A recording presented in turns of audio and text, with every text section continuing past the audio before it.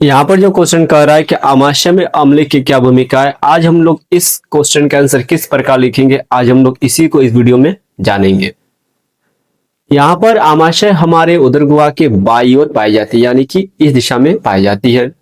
तो यहाँ पर इस आमाशय का भाग होती है, जिस पहला भाग को हम लोग बोलते हैं कार्डियक,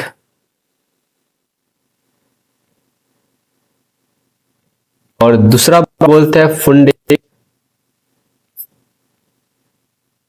और तीसरा जो भाग है इसको बोलते हैं पाइलोरिक।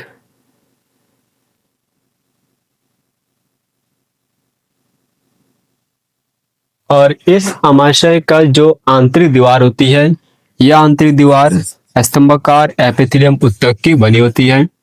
इसको बोलते हैं स्तंभाकार एपिथेलियम ऊतक। तो स्तंभाकार एपिथेलियम ऊतक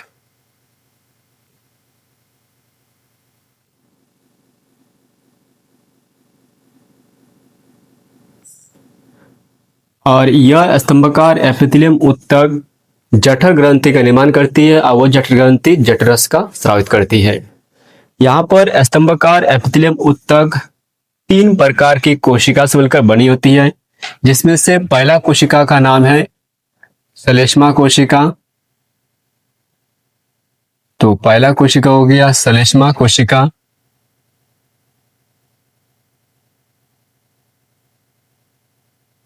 दूसरा कोशिका हो गया जाइमोजिन कोशिका।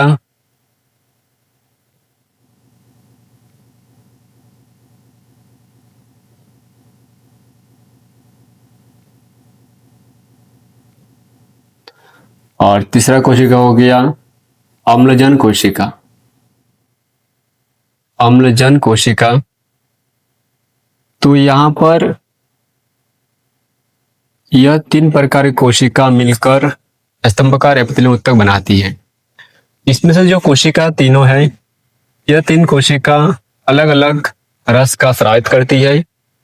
तो यहाँ पर जो पहला कोशिका है, ये श्लेष्मा कोशिका, ये श्लेष्मा का स्रावित करती है।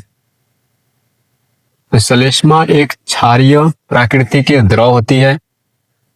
उसके बाद यहाँ पर जाइमोजिन कोशिका जो होती है, वह निष्क्रिय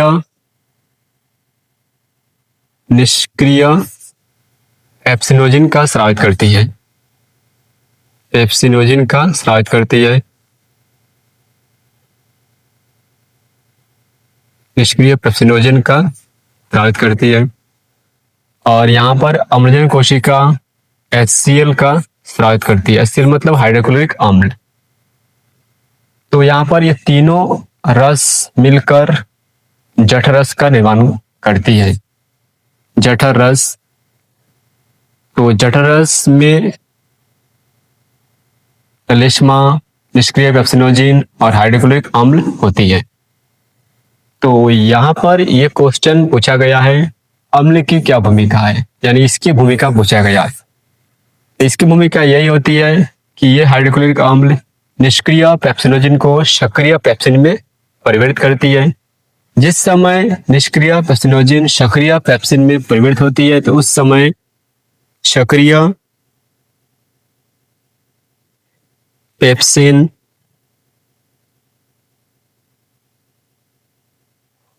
प्रोटीन से अभिक्रिया कर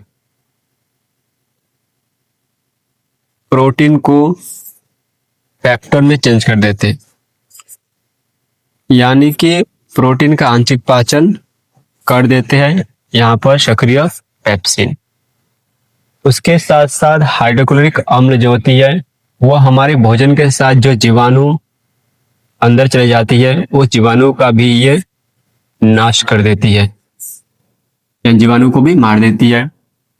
तो यहाँ पर HCl यानी कि अम्ल की भूमिका यही होती है कि यह निष्क्रिय पेप्सिनोजिन को सक्रिय पेप्सिन में चेंज करती है, और सक्रिय पेप्सिन प्रोटीन से अभिक्रिया कर पेप्टोन में चेंज कर देते हैं, यानी कि प्रोटीन का आंशिक पाचन हो जाती है। उसके साथ साथ हमारे भोजन के साथ जो जीवाणु प्रवेश करती है, उस जीवाणु को भी मार देती है।